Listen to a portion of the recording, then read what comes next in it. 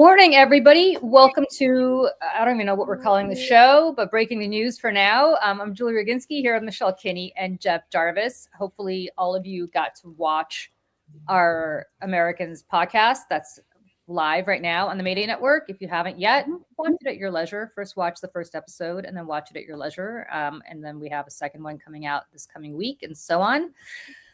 Guys, I have a little bit of Schadenfreude that I want to discuss with you first. Because offline, Michelle and I, you and I have had this conversation for a long time. There are people in this world that we live in who really chase clicks, and they should know better. Maybe they're not experienced enough to know better, but they really should know better when they're being played. But yet either they don't care or they're naive. Either way, I'm surprised that you people listen to them. Who had Michael Cohen on their podcasts all the time, on their broadcasts all the time, talked him up all the time. Guilty. And did you have him on the podcast? Did you? I didn't have him on Seneca's podcast, but when I was at Lincoln, he came on to our stuff all the time. The show that I produced. But Michael was very, very supportive of the Seneca Project. He helped us with the Webby voting. He sent me his book. We knew Michael. Michael was a part of the fam. You know what I mean? And right after the election, there was I'm like, something's happening here. Funny that you say this, because I was on with him on of course the show of all shows on CNN on Newsnight, Abby Phillips' show, right after the election. I don't know, sometime between the election and Trump's inauguration, and you could see what was going on already. He was defending Trump. He was kind of already moving towards whatever. And yet people continued to have him on and people continued to talk him up like he was some member of the resistance. And the reality is that Michael Cohen was I hate the expression woman scorned, because women don't behave any differently than men when they're screwed. But he was basically a scorned man who was scorned by Trump. And the one thing he understood about Trump, and we all understand about Trump, is you could be the biggest anti-Trump person on earth, but if you come back and you bend the knee and you kiss the ring, eventually it will be forgiven. Yep. And Michael Cohen knows I don't know if he knows everything, but he knows a lot about the Epstein stuff. He kept his mouth shut.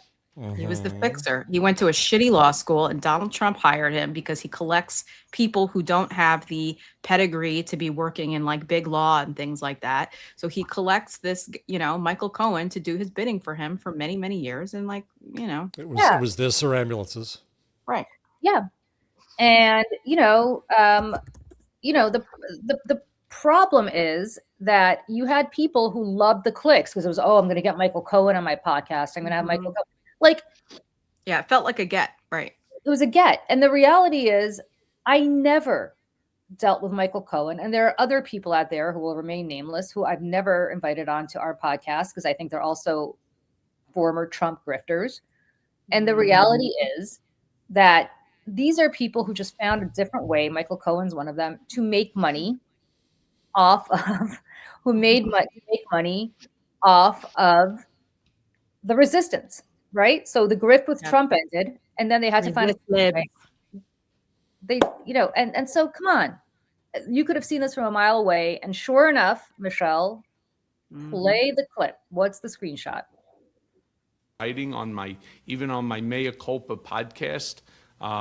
This, by the way, this caused me to lose even my production company that I was with for 6 years. I've now found a new one called True Wave Entertainment. In fact, it's given me the opportunity. I'm in the process of working with Rumble right now and Laura Loomer to create a podcast of our own called Across the Aisle, where people can have a conversation from different sides of the aisle where we understand and acknowledge just how much we really have more in common and stop the divisiveness, stop the attacks, everything that the president says. Yeah. First of all, I just want to point out the fact that he calls him the president now and not Donald Trump, which is across the aisle. Did he become a Democrat? What aisle? I was like, where's the aisle? Does the aisle? They're both on the groom side. Right. Also, is Laura Trump trying to kill a vampire with that cross? Like that is like the biggest cross I've ever seen. Why does she look like a Muppet? She just does.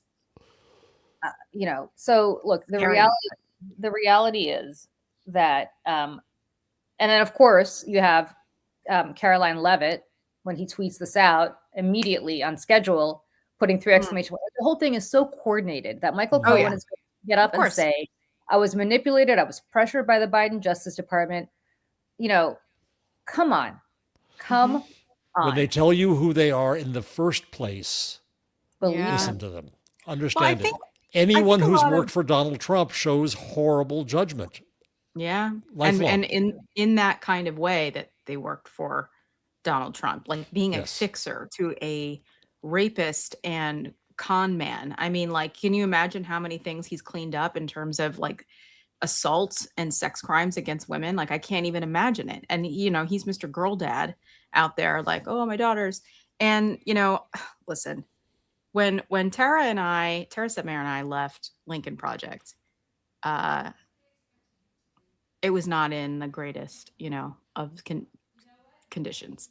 And we were starting the Seneca Project, and Michael was one of the first people, I think, that was like informed about it. And I hope Tara doesn't mind I'm saying this. And he was kind of like, oh, I'd love to be on your board. And we were like, oh, no, no. Nice of you to offer. No. Because even then, like, even if he seemed like, good, I was just like, this man's he's gonna suck all the oxygen out of the room. Every time he speaks, it's gonna be all about him all the time. And absolutely not. That's not what this is about. We told him no. But I'm glad that we did, because, oh my God. And I think that there is an inherent goodness with a lot of liberals, that want to see the best in people. And I think that this is exploited by that group of folks. And I think there's a lot of never Trumpers that are like this too sometimes, that, see the good nature of these people who want to make the world better and see the goodness and kindness and things, and they exploit it. And they make a lot of money off of it. So what do we think about George Conway running for Congress in Manhattan? Speaking of people who are on that side of the aisle, I just signed what's Scaramucci up to these days? So, these are people who play in this side of things now. See, that's another thing. It's like I don't mind Anthony Scaramucci. I don't know him. I do. So I know Anthony well, and I know George. George was not. He was not Michael Cohen, right? George gave up his marriage. Yeah. George gave up. Yep. No, I meant it as a sincere question. I'm not condemning. Well, I like. My point is that it's hard to judge now. I know. You know what? There's a difference. Michael Cohen was always a grifter, and I have a good nose for grifters, and there are others in that category who grift away, who grifted on the Republican side, and then when it became difficult for them to do that, Trump, they started grifting on the Democratic side. George is not that. George is a real person with a real career and a real series of beliefs. And George, and I'll say this, George has come to his opposition to Trump honestly from a conservative viewpoint, in the sense that I think George is offended as a conservative about what Trump is doing to the Constitution, right? Like, he's offended in the way that, like, Republicans should be offended, but they're not, because they bent the knee. Like, I don't think George has subsumed his values. I think he feels like Donald Trump has subsumed the values of the Should he be running as a Democrat then? Yeah, because, well, what's he going to do? Is he going to run as a Republican? I don't have a problem with him running as a Democrat. I think it's going to be tough for him. I've spoken to him about this. So too. Yeah. But I signed his petition the other day. I got stopped by one of his staffers. I signed for him. And, like, listen, again, I worked with George at LP. I always thought he ended up leaving early because of what happened with his daughter and his wife and everything. And, just to echo Julie here, like, I mean, George gave everything. to this. And he gave $1 million to Kamala Harris's campaign. $1 million. That's like the opposite of grifting. Like, do you know what I mean? Like giving his children's inheritance away to try to right the wrongs. You know, and yeah. So all I'm trying to say, I guess, is people like Michael ruin it for others. Correct. Who've seen the burning bush. And so there's suspicion. I go back to Kamala embracing Liz Cheney, right? Which I thought was a smart thing. I thought it was showing a wide coalition for democracy. I was all in favor of that, but there were many liberals who were enraged at her for doing that and still hold it against her for doing that, right? And so there's this question of whom do we trust when?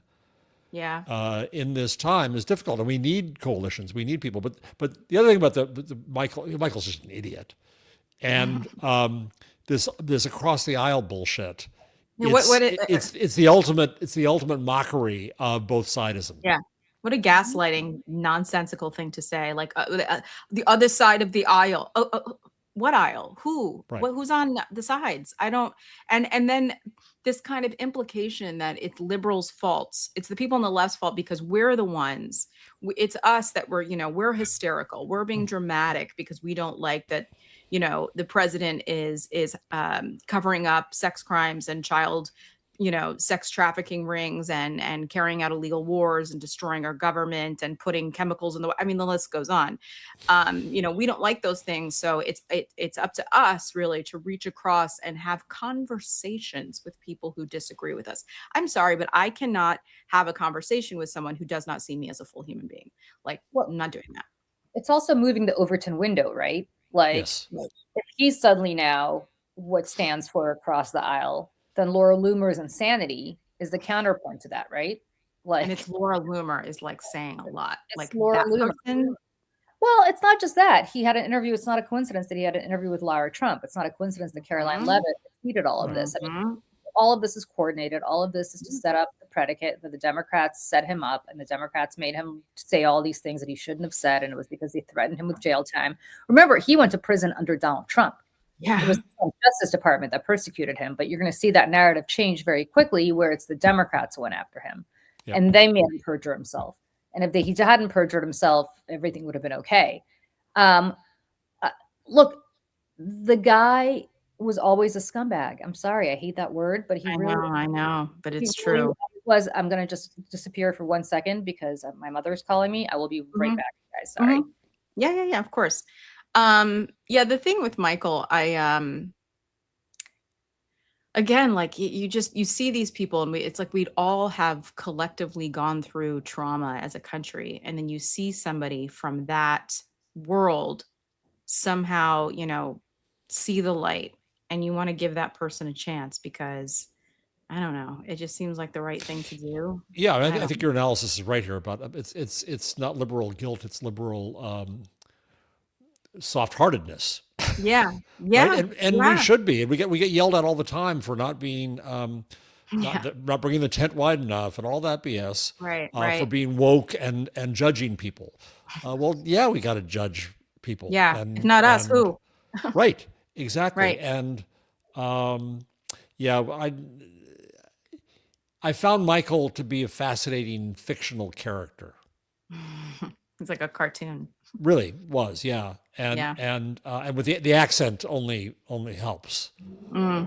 And I say that as a New Yorker, but he played the part, right? And he was the fixer and Mr. Trump, and and the over enunciation of every single word that he says to try to sound like he's not as things now, badly educated as he is.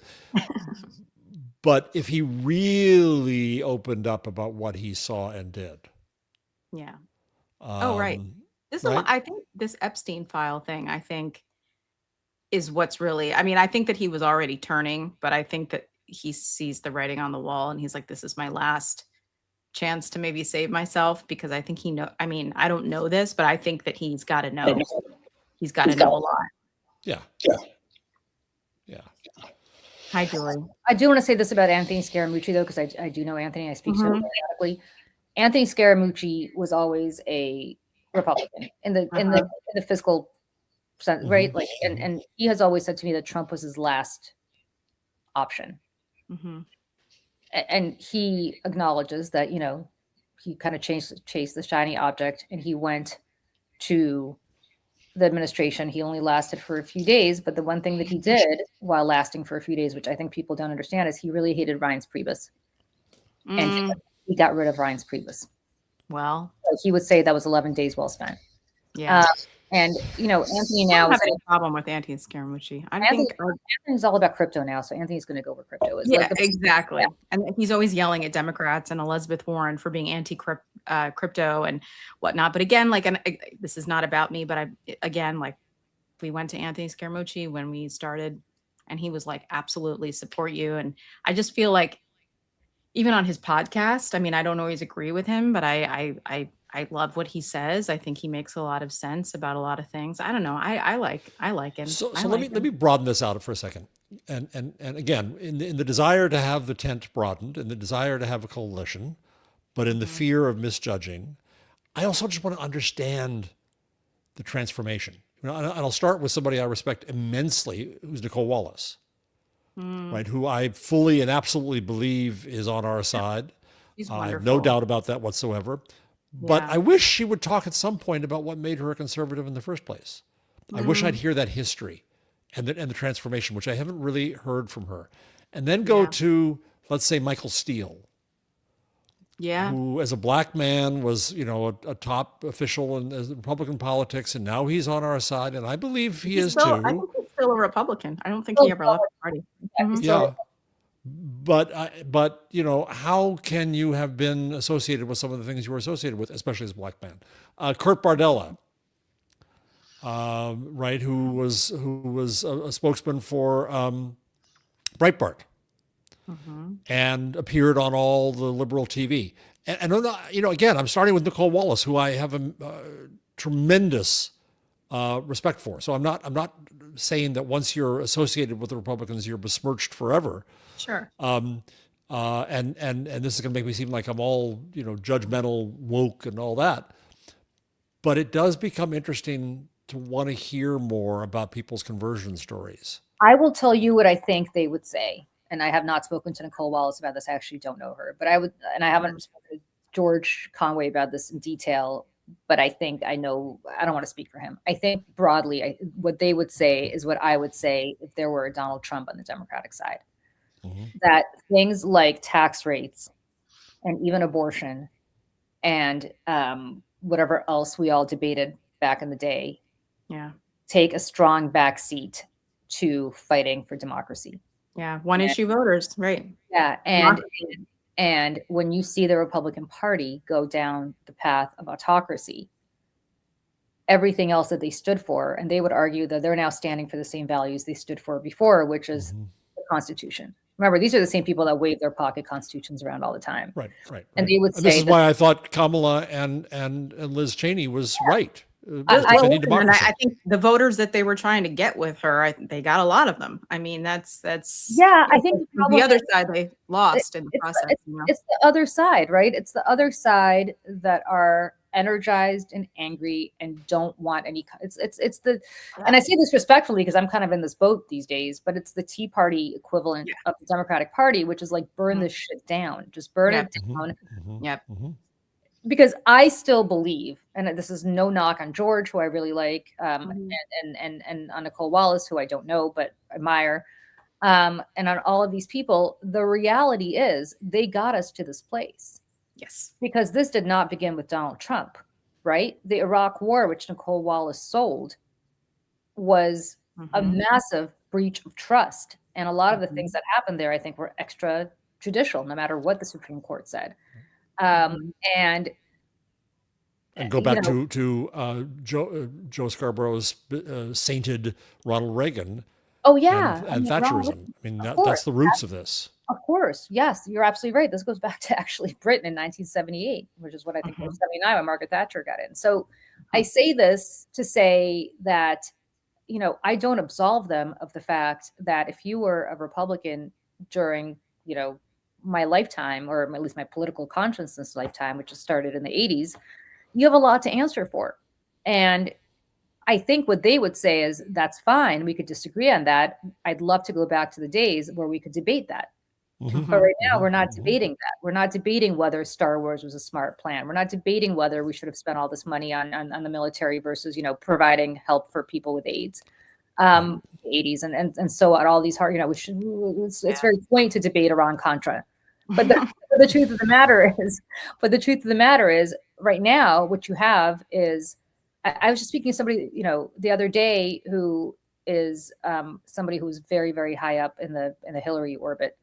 And she and I were saying, she said this, and she's right. She said the most consequential election of our lifetime was 2016, and not just because Donald Trump got elected, but because this country affirmatively chose to reject competence and expertise. Yes. And reject really the Constitution and our way of life. And to imprint misogyny. Yes. Upon the American soul. Yes. Right. And also 40 years of attacks from those people that we're mentioning on Hillary Clinton.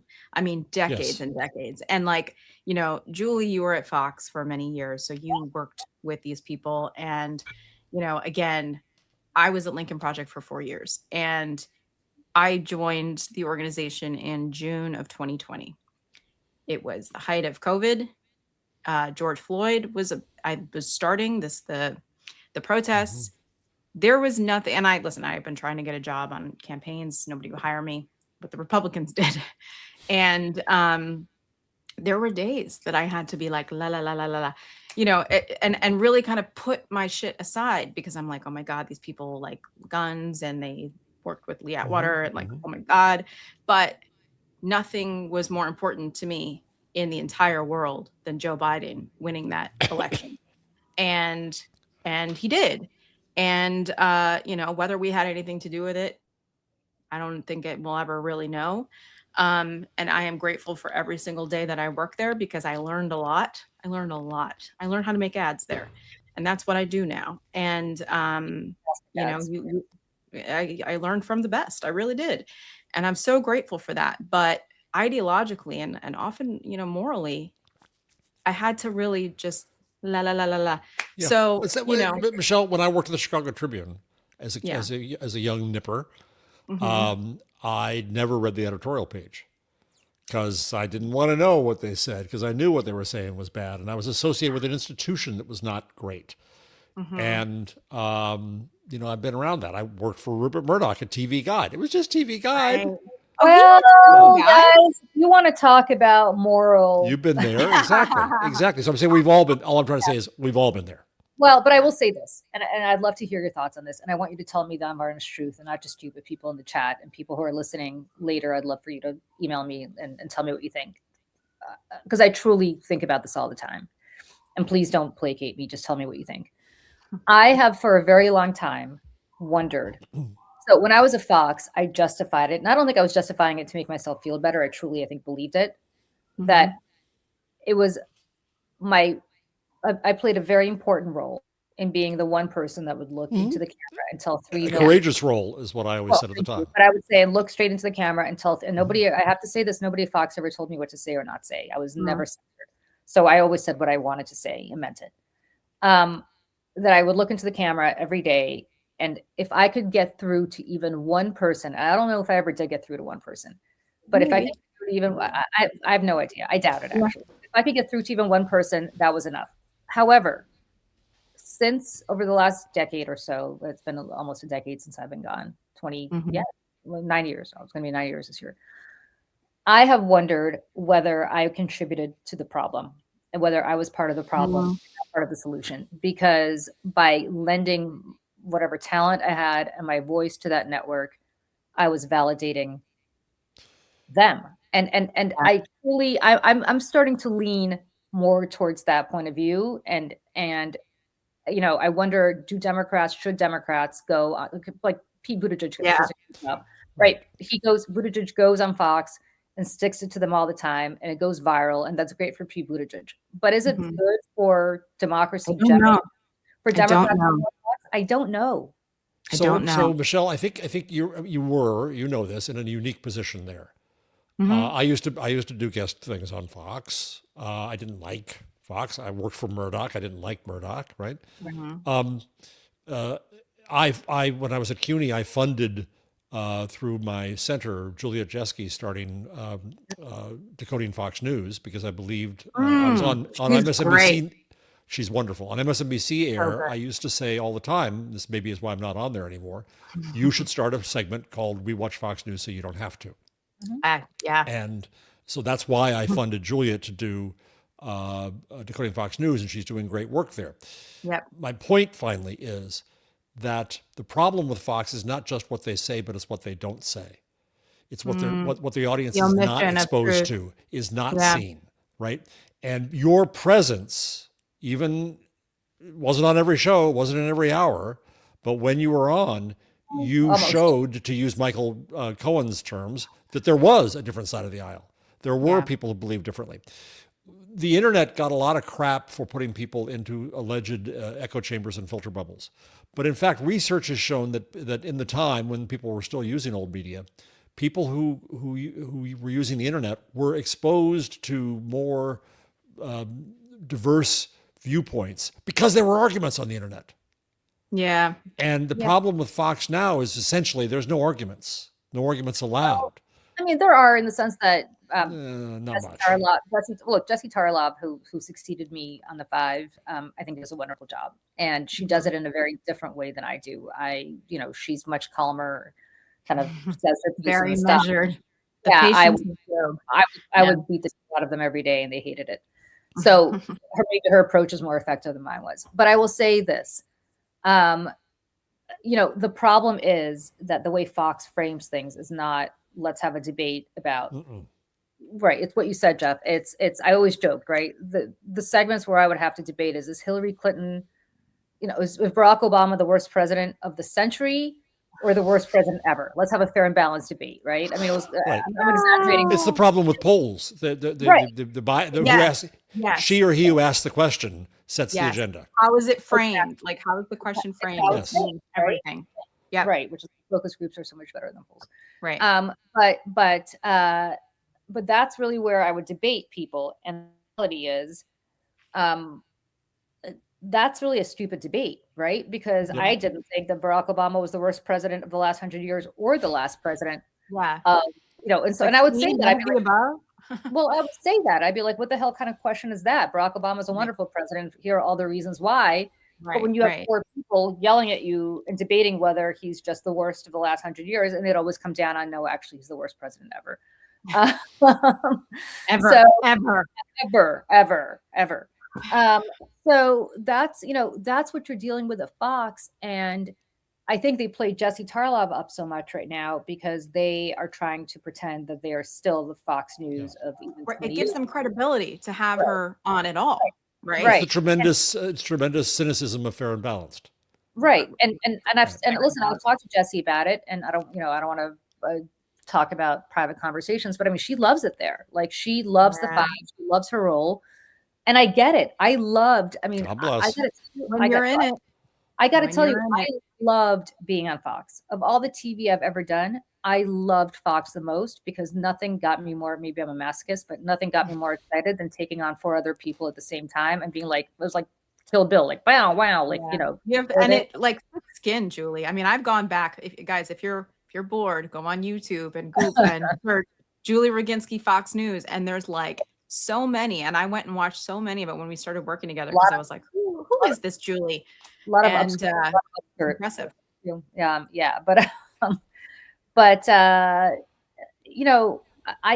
really wrestle with that, and I've never had that conversation with Jesse Tarlov because I don't want to, she's got a great thing going on, better.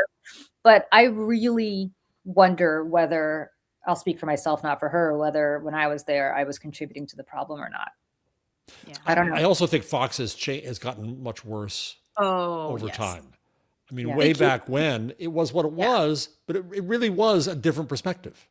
Mm-hmm. I'm going back to Ailes was a genius, a friggin' genius. He was. And he understood that talk cost nothing and understood where the attention economy, where he could do that.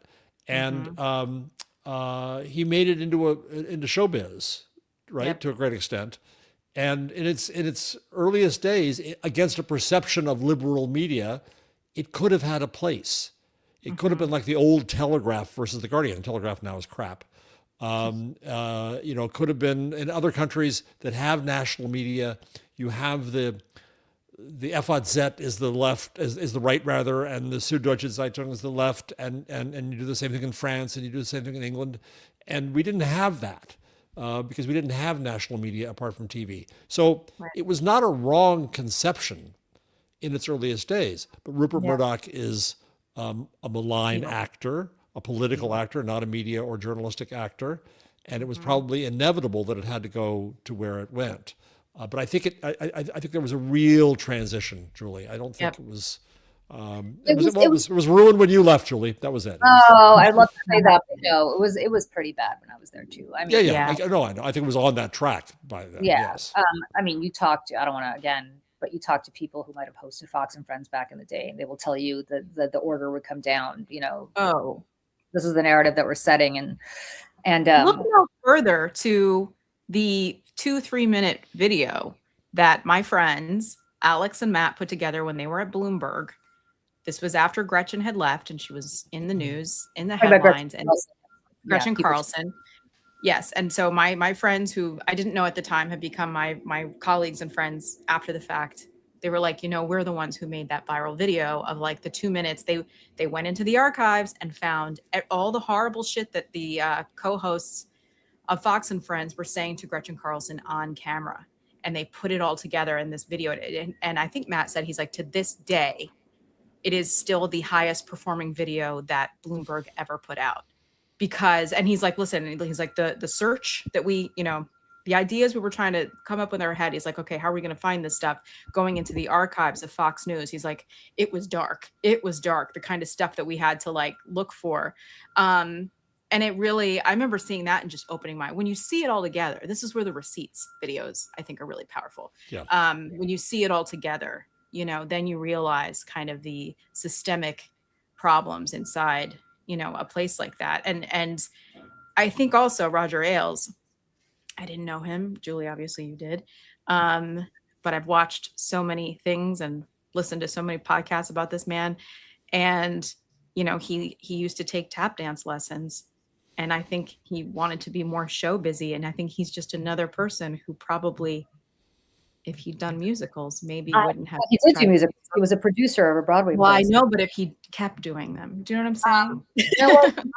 I have very mixed feelings about Roger Ailes. On the one hand, I can't talk about it, but anybody could look up a court docket and see what happened with me and Roger Ailes. On the other hand, I have never learned more from anybody in my life. He was, as Jeff said, a genius. He was highly charismatic. I had wonderful conversations with him where he gave me tremendously good advice. Sometimes he gave me advice that was very suspicious, which you can read all about in my lawsuit. But when we were talking about the subject of television and not the subject of anything else, he gave me very good advice, which I to this day take with me. Right. And he was a deeply complicated figure, like a complicated man, who I spent an awful lot of time with, probably more in some ways than somebody in my role would have otherwise had, for reasons that turned out to be not so great. But nevertheless, I did have access to him. Yeah. And I learned a lot from him. And I would say that I don't know that we could have figured out Mayday to the extent that we're figuring it out had I not kind of learned from him, because he understood something Michelle understood inherently, which is everything is downstream of culture, and that the culture, that you could talk about politics, but he had a very interesting viewpoint, which is you got to put a bunch of hot women in short skirts on TV with high heels. With like stripper heels. I mean, my God. I used to walk barefoot onto the set and then put my shoes on because I couldn't walk in them. If somebody opened up my closet right now and saw these heels, your back would break just looking at them. But did they ever try to get you to dye your hair blonde?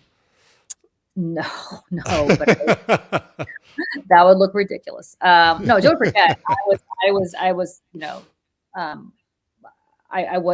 was anti, so I didn't. Yes, you were the other. Yes.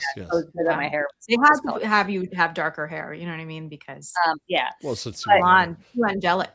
Yeah. But what was fascinating about it is that he understood, he understood his audience. He would put young, hot women next to older men, so that when you're flipping channels, you see somebody like yourself. If you're an older man and you're like, whoa, if I watch this channel, maybe I'll have some hot women in my life too.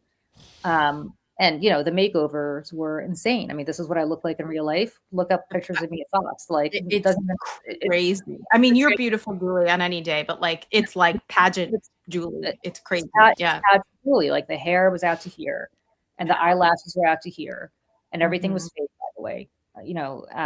So I'd love to get us to the other story that Michelle emailed us beforehand, because I wonder how much culture will be downstream of technology. Yes.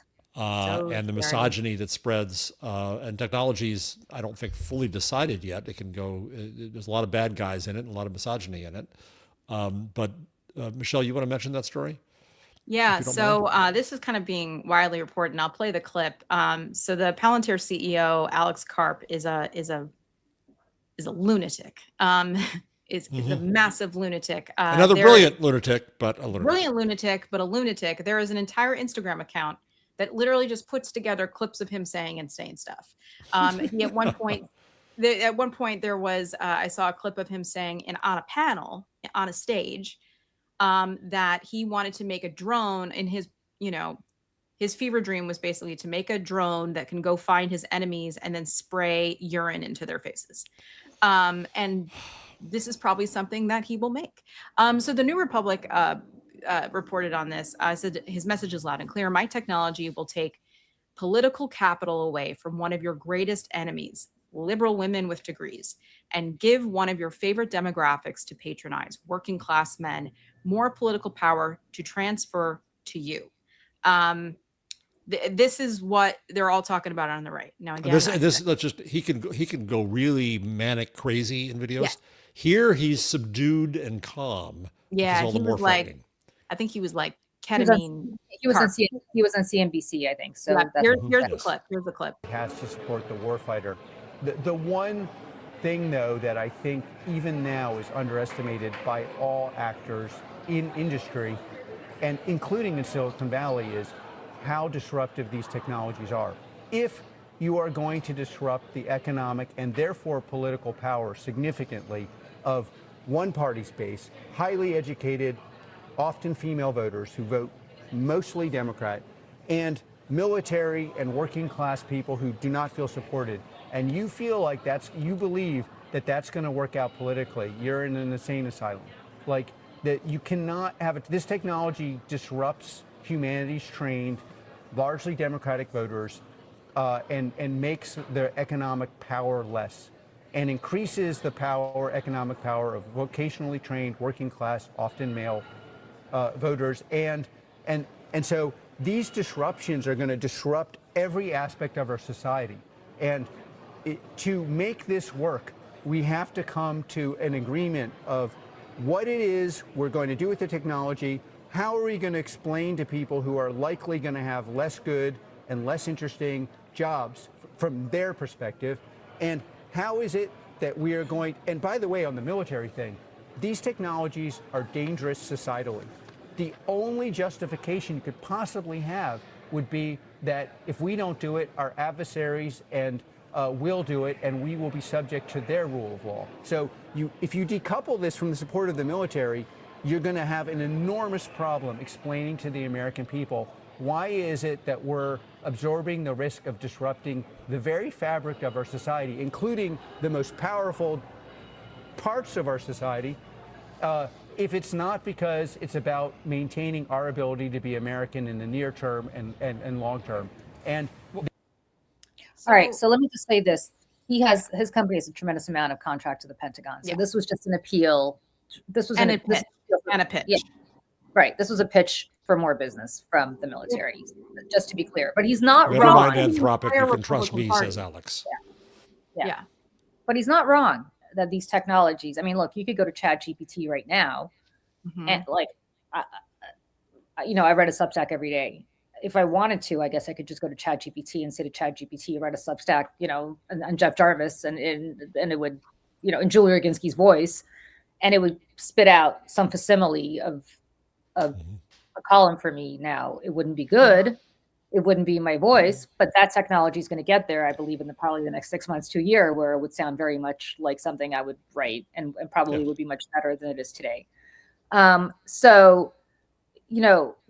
To be very clear, like, we are headed in the direction where people like us are going to be moot. And I assume we're just a year or two away from somebody who's like us doing a show just like this in our own voice, so that we don't have to do it. Right. So like Black AI. Black Mirror. Yeah. So, on the other hand, he's not wrong that if you're a plumber or an electrician, AI can't yet come and solve your, toilet overflowing. Pretty soon it will, but not yet. We are about to undergo like a massive, and by the way, eventually people like Alex Karp will be out of business because AI will be smarter than him and will be able to code things that he will. No, he will have access to data that we can't have to do what he does. Yeah. So Palantir, people are presuming, I don't know, but it's used to target. How much is it used to target right now in Iran? What is its role there? What data does it have to do that? What access does it have to government secrets, because it has classified? Anthropic was usable by Anthropic. I mean, Anthropic was usable by government because it had access to classified, and that's why it became an issue. Right. We talked about this briefly last week. I met Karp in Vienna. Oh, what was that like? He was giving a talk at a conference where I was also giving a talk, and he's very smart. He did his graduate degree in Germany in German, and spoke there in German. That's an impressive trick. But what struck me was that he said basically, government should regulate us, and it should make all the moral decisions, and we shouldn't make any. Which is an abrogation of moral responsibility. And it's the same discussion we've heard about Anthropic and Palantir. Oh, the government should decide technologies. We shouldn't have companies deciding. That would be a dictatorship of the companies. But yeah, they're lobbying against that stuff, by the way. They're lobbying against. He could say it all he wants, but they're lobbying. They're lobbying against. Well, it's regulatory capture. I want us to be regulated, but in regulatory terms that I will set. Correct. But the moral issue, so people kept on saying this to me in other discussions I've been having, and you get to the Godwin's rule very quickly. I point to E. Farben and Zyklon B. And Zyklon, at the end of the war, the executives of E. Farben were found guilty of war crimes. They had a responsibility to decide how their products would be used. And so does Palantir, and so does Anthropic, and so does ChatGPT. And we need to hold them accountable as well. And I'm a fan of technology, right? I want technology podcasts. I'm doing AI stuff. But I think it's important to recognize that responsibility exists at multiple levels, at the user level, at the company level, at the government level. And so Karp comes along and basically acts as if he's completely free agent, apart from whatever regulations he manages to negotiate with the government that he has a controlling interest in, because he and Peter Thiel are putting people like J.D. Vance in office. Yep. Yeah. And he add on to this the misogyny that he spoke of. We're going to get rid of these liberal women like you two. Yes.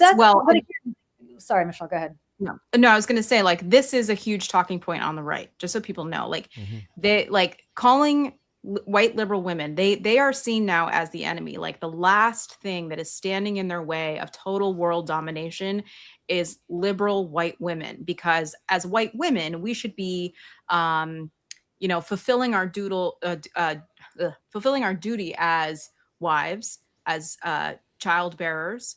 Peter Thiel himself has said that women need to be having more babies.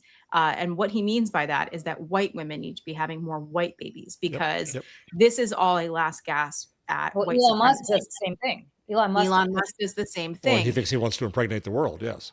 Right. And so they don't want us to have our right to vote anymore. That's why they're so going so gung-ho anti 19th Amendment. Again, if you spend any amount of time on the right-wing podcast universe, they are talking about this all day, every day. You'll hear them talk about the AWFLs. It's an acronym, AWFLs. It is affluent, white, female, urban liberals. That is literally me and Julie. And it's, you wish you were more affluent than you are, but yes. I'm not that affluent as like I can pay my rent and my husband has a good job. I have a business. Like, we're fine. I don't have kids, so that helps too. But this is what they're talking about. I mean, a third of Gen Z young men that were polled around the world. This is not just in the United States. This is new data that just came out of England. I forget exactly what group did this, but it came out of England. It was a study. A third of them see women as they should be fulfilling their roles as obeying their husband. The husband should be making all decisions in the house, should be the final decision on everything, should be the one making all the money. Women should not be working. Women should not be, this is a third of an entire generation of young men. And of the young Gen Z Republican men in the United States, a huge portion of them feel the same way, except even worse. And that is broken down by race. And that is Hispanic men, Black men, and white men. And the data would astound you, And this is all on purpose. Like, this is all the algorithm talking back at us. It's not just the algorithm, it's the culture, it's education. Right. I'm coming to think that I've got to reject the idea that the cure to this is journalism. Here we are on a journalism show, basically. It's education. Giving people information when they're not capable of analyzing it is not the issue. And the reason that the right attacks education is just this. I have never, so a couple of things. One is I would say that everything is downstream of culture. And there was the Manhattan Institute, which is a conservative outlet. So this is not some liberal, whatever, did a poll. And the majority of Hispanic, 66% of Hispanic men believe that the Holocaust either never happened or was greatly exaggerated by historians. The majority of young men, and by young, I think it was like under 50, which is do not believe the Holocaust happened. And I believe a majority of young, yes, and a majority think it was exaggerated. Greatly exaggerated, and a majority of Black Republicans. So, what I keep coming back to, Michelle, I want, if we could find this clip, not today, but maybe for next time, pull this. And I was at an event last night that I actually talked about you, Michelle, and talked about this clip that you showed me like a year ago. Michelle showed this, which I've never forgotten. I'm going to describe it now, and then we can maybe play it next week. This beautiful, Michelle sent it to me, I just watched this without any comment. And what I saw was this beautiful blonde, very well put together young woman, probably in her early 30s. Smart, well-spoken, beautifully lit, talking about interior design. Now, I'm not into interior design, Michelle is. But nevertheless, I was fascinated by what she said, which was people like the Kardashians who have beige everything or white everything. Millennial gray was the topic. Millennial gray, right. Yeah. Whatever it is, these muted colors are doing a disservice to their children, because children need color. And here are all the data and all the statistics of why children need color. For brain development and personality, all these things. Right? Yeah, and I'm listening to this, I'm like, this makes a tremendous amount of sense. She's absolutely right. And then she plays and intersperses throughout this whole topic this clip of Tucker Carlson. And Tucker is talking about how in the Soviet era, everything was gray, all the architecture was gray, and that's why everything was gray, and that's not good, and that's why the Soviet, and he's saying all this. And I'm like, this makes I'm like, wow, for once, Tucker actually makes a lot of sense. And he talks about making things with your hands and not just buying things that are mass produced. And it's like, carpentry again, which is like stuff that I'm all up into. Like I love that stuff. And I was like, if I didn't know better, I'd be all up in this, being like, yes, these people are great. And so I finished watching this and I'm like, I agree with everything these people are saying. Everything. And this woman, I could not describe to you how there was nothing political about this. This was absolutely, and I'm like fascinated watching this, and I agree with everything she's saying. And then at the end, Michelle goes, "Do you know who this woman is? This was part of Charlie Kirk. This was part of Turning Point USA." And all of a sudden, I started getting all this Turning Point USA content because the algorithm had turned me into this. And I was like, this is why these people are genius. Yes. They take something that is perfectly safe, and hook you. Yeah, it's and her big thing is, well, she's like a very smart, but talks about like domestic things and women things, and she's anti birth control. She's one of those young women that's out there telling all the women to stop taking birth control. It's bad for you. It's bad for your brain. It's going to kill you. Blah blah blah blah blah. And that's her big thing. And I went to her own YouTube page, and she had, I don't know, like 1 million subscribers. I'm like very popular. I was like, I'm sure everybody over on the right knows this woman. I had no idea who she was. I'll tell you something. If I didn't know any better, and I'm not even into interior design, based on just what I saw, I would subscribe to her because I was like, this woman is fascinating, smart.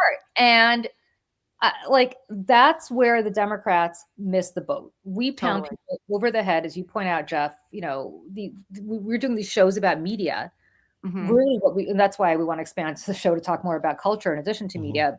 And frankly, that's why we're doing the Americans and things that are not necessarily political. Because the truth of the matter is, we have to stop beating people over the head with politics, and we have to stop. If you're a politician, you have to stop trying to get yourself booked on CNN or MSNBC or Meet the Press or any of these. And there's going on sports podcasts and talking about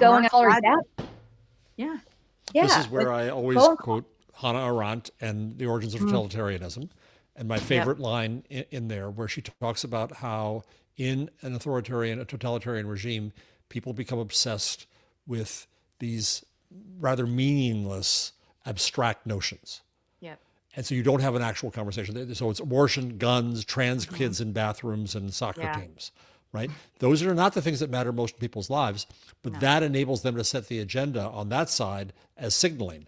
And on the other side, they can do, Julie I'm sure was headed out to Lowe's to buy some primary red and blue paint, redo the apartment, right?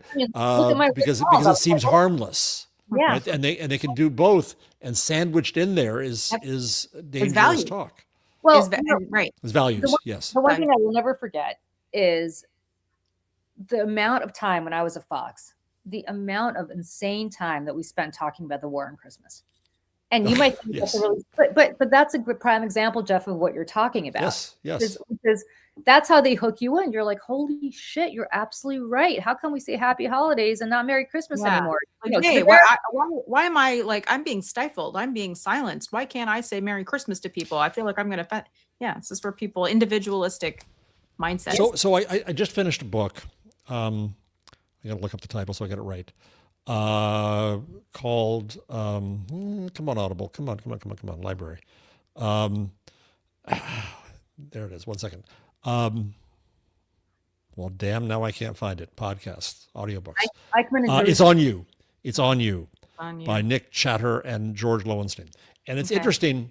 It's two behavioral economists who have recanted the view of behavioral economists on the nudge.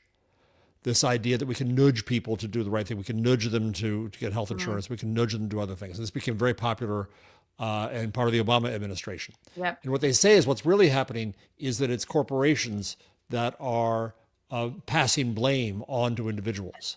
Yes. That we all worry about taking an airplane or driving a bigger car.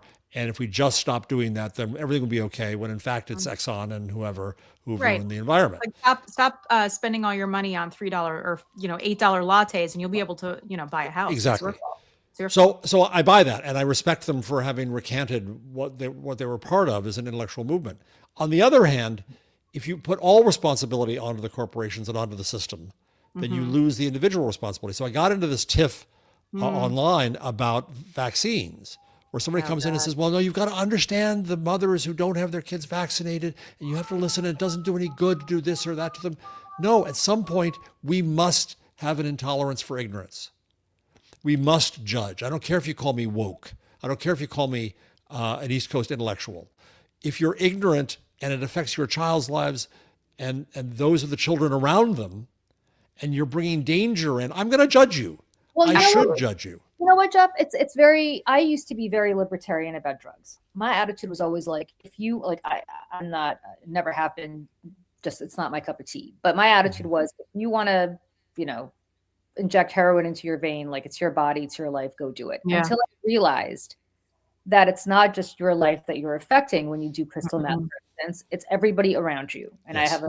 I know somebody who's going through a very bad struggle with meth right now and terrorizing the shit out of everybody around him because he's so out of it that that's what's happening. And suddenly it's not just about his body, his life, it's also about everybody around him.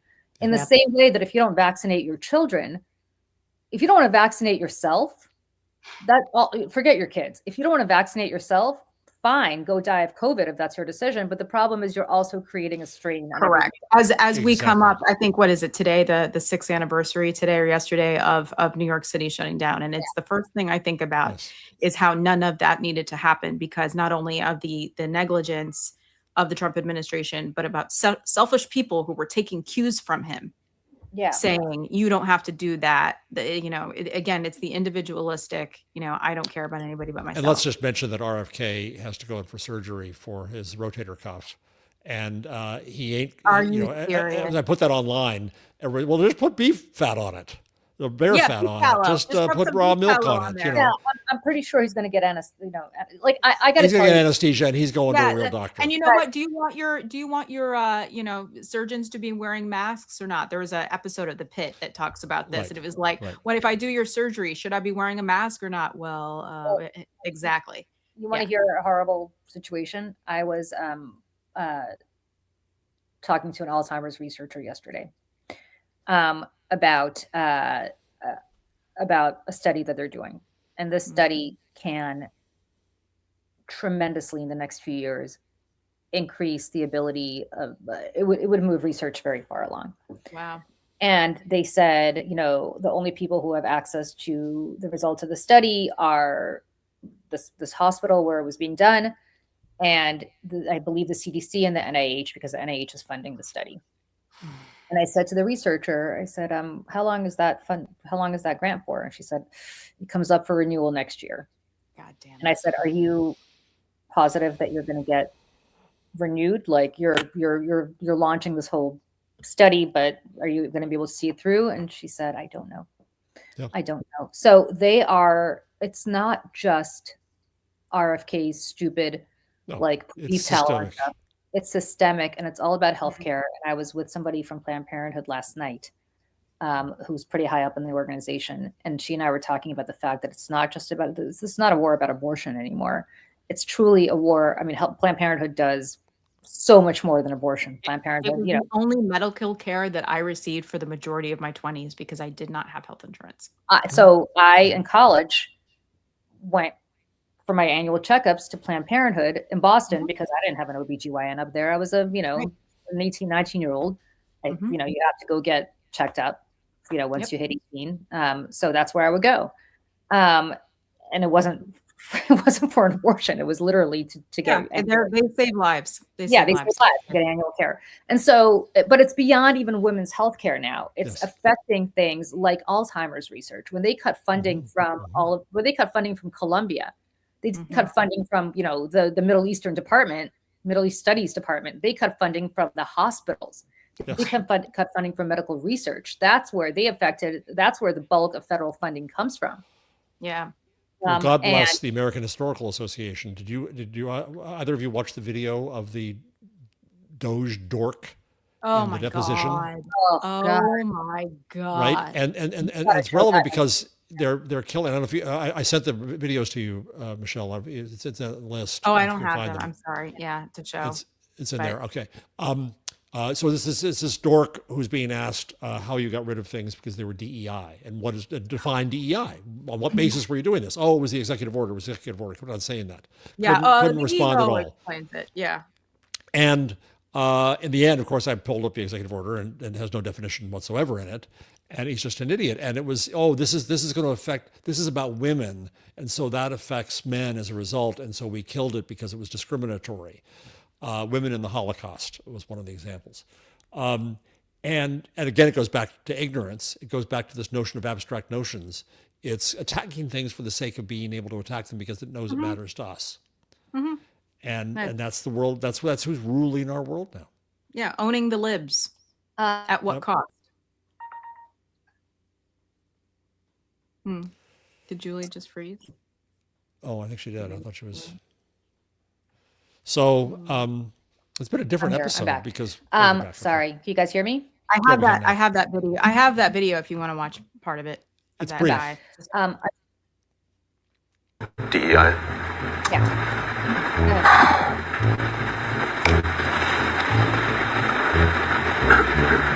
There was the EO explicitly laid out the details. I don't remember it off the top of my head. It's okay. I'm asking for your understanding of it. Yeah, my understanding was exactly what was written in the EO. Okay, so can you... I don't remember what was in the EO. So right now, do you have an understanding of what DEI is? Yeah. Okay, so what's your understanding as you sit here today in this deposition? Well, it was exactly what was written in the EO. And so anytime that we would look at a grant through the lens of complying with an executive order, we would just refer back to the EO and assess if this grant had relation to it. Okay, but I guess I'm stepping back from your methodology strictly in terminating the grants. Do you have an understanding as you sit here today of what DEI means? Yeah. Okay, so what's your understanding of what it means? Well, it is exactly what was written in the EO. Okay, so why is a documentary about Holocaust survivors DEI? Objection. It's the gender-based story that's inherently discriminatory to focus on this specific group. It's inherently discriminatory to focus on what specific group? The gender-based, so females during the Holocaust. And you believe that that's inherently discriminatory? I'm just saying that's what it's focused on. Sure. But this is related to DEI. Right. But you just used the term inherently discriminatory. What did you mean by that? It's focusing on DEI principles, gender being one of them. So a documentary that's about women would be DEI. Objection. Is that fair to say? No. Okay. So tell me why what I just said isn't DEI, but what you just said is DEI. Objection. It's a specifically focused on Jewish cultures and amplifying the marginalized voices of the females in that culture. It's inherently related to DEI for those reasons. First of all, I just want to say, beware all the men who say females. Anyone who says females that many times, it's never a good red flag. But anyways. So I have the executive order up on my screen. The only thing vaguely definitional, it said, the Biden administration forced illegal and immoral discrimination programs going by the name Diversity, Equity, and Inclusion, DEI, into virtually all aspects of the federal government in areas ranging from airline safety to the military. That's it. There's no definition. All we needed was a label. Tom Malinowski, friend of the show, former congressman, great guy, tweeted out this video, and he said, same idiots who canceled a State Department grant for a conference on trans-Pacific security issues because it had the word trans in it. I can't. But you guys, trans-Pacific security issues is a big effing deal. That is dealing with the threat of China. And like this is what we're dealing with. It's not just about documentaries about the Holocaust, which would be bad enough. It's actually having to do with what I believe is the phase of World War III that we're in right now, which is trans-Pacific security issues. How do we deal with China? How do we deal with protecting the Taiwan Strait? How do we protect the Chain Islands, which, by the way, Donald Trump's own White House national security assessment says is our priority.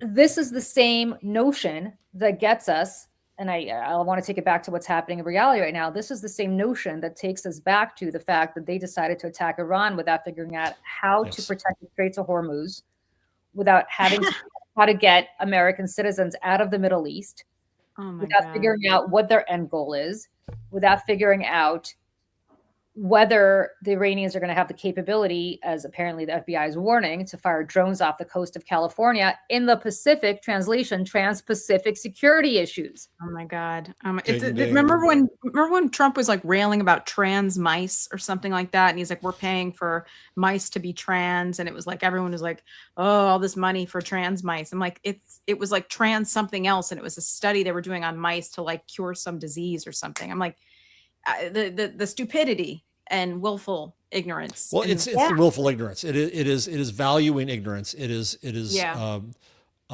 being disdainful of education, of being informed, of being able to analyze things.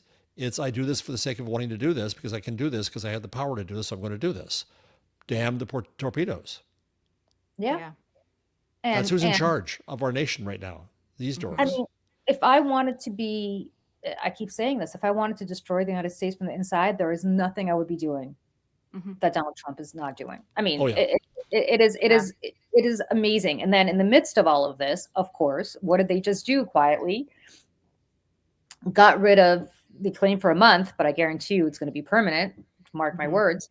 Got rid of sanctions on Russian oil. I saw that. All benefits lead to Putin. All benefits lead to Vladimir Putin, who, by the way, as we're doing this and putting money in his pocket, is telling the Iranians where to target American citizens. No reaction to that. And putting money in Russia's pocket so that they can continue to annihilate and genocide the people of Ukraine.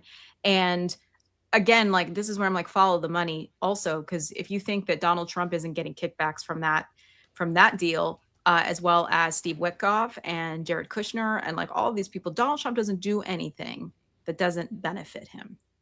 And I guarantee there's some sort of like back end deal happening with him and his family to get even richer. Well, look at the boys are now, they merged a drone company into their golf operations company. They're in the drone business now. It's not the industrial military complex. It's the Trump military complex. Oh, yeah. Yeah, that's a great. That's a good. Yeah, so fun. I might use that. You should trademark that, Jeff. TM. Anything else for the good of the order here that we're missing? I just wanted, since we're New York, New Jersey people here, and this is a show about media, I just wanted to say a farewell to the wonderful Ernie Anastas.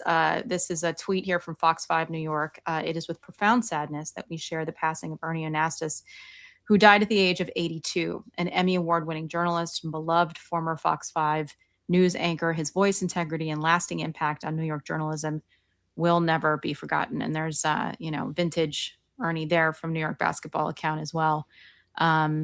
Beastie Boys in Finger Lickin' Good in 1992 said, "I'll be in the paper, the news with Ernie Anastas. They'll even print my recipe for pasta with pesto." And then there's this clip that is going around that is just like the most hilarious. Takes a tough man to make a tender forecast, Nick. I guess that's me. Keep fucking that chicken. Okay, I'll do it. All right, when we continue, the loss symbol is found. And the look on the anchor next to him is like, it's fantastic. So it's one of those things that everybody kind of heard and went, oh. I should mention one other thing too. This morning I was watching MS Now, and they unfortunately air live the Hegseth propaganda and prayer breakfast event. I was supposed to be on MS Now today. That's what they booked me for. Well, so he said there, the sooner David Ellison takes over that network, the better, quote unquote, referring to CNN, obviously. There are no quiet parts anymore. It's all settled out. It's all out there. He'll be either back at Fox or probably on CBS when he leaves. Yeah. Oh yeah. 100%. Absolutely. And the last thing I wanted to say also is that because we're talking about this, good faith debates and things like that. I had me thinking the whole time about Jubilee. We should do a show at one point about our feelings about Jubilee. Do you know Jubilee? It's the viral clips where somebody is in the middle at a desk, and then there's all the people sitting in the circle around them. Right. Okay. Yes. And then they all have fights, and it's completely insane. And I hate it so much. I barely have words. I think it's not useful. And anybody, it's anyways, it's a grift. We'll see Michael Cohen on there very soon. Oh, without a doubt. Circle. Without a doubt. All right, guys. Please watch our Americans podcast. If you haven't already. It's a lot of fun. It's a lot of fun. It was very, very, very dense, this first episode, just because we're setting the template. The one we are doing this coming week is going to be much more about the show itself, and going forward, that is also the case. Julie often points out that I'm the one who was old enough to remember the 80s. I was there too. What are you talking about? You and I are watching. We were watching the. You were but a nipper. Well, I was just going to say we were watching the playback last night at my apartment when my husband got home from work, and the three of us, my sister-in-law's here, we were watching, and that got laughs every time. Julie, just so you know, Jeff, you remember. But I say it like in solidarity, like you and I both remember, Jeff. I know it was well intentioned, but I remember. And then let's give major prompts to Michelle, who spent 25 hours editing this. A lot of love went into this. Because you know what, it was. Well, first of all, I'm not an editor first. Like this is something I've had to teach myself how to do. So it always takes me a little bit longer to Googling how to do stuff. But the workflow, and then at 2 a.m. when I was finishing up, I realized that I had not cut an intro. And I was like, crap, I got to do that now. And that took me like another couple hours. So, once I have the workflow, it'll be good. It will much lighter lift going forward. So, but would do it again in a heartbeat. It was great. Yeah. Michelle texted me. I got it the next morning when I woke up, texted me at like 3 o'clock in the morning being like, okay. Enough of you people. Yeah, it was like one of those cry for help. Yeah. And, I was like drowning, and I'm like, help me. Michelle, I don't even know what to say, because I feel like I did nothing other than show up to this podcast. Michelle did all the work, and she's incredible. And one day, if she ever teaches me how to do this shit, it will be helpful. But you're the best, and we love you, and we are grateful to you. Yeah.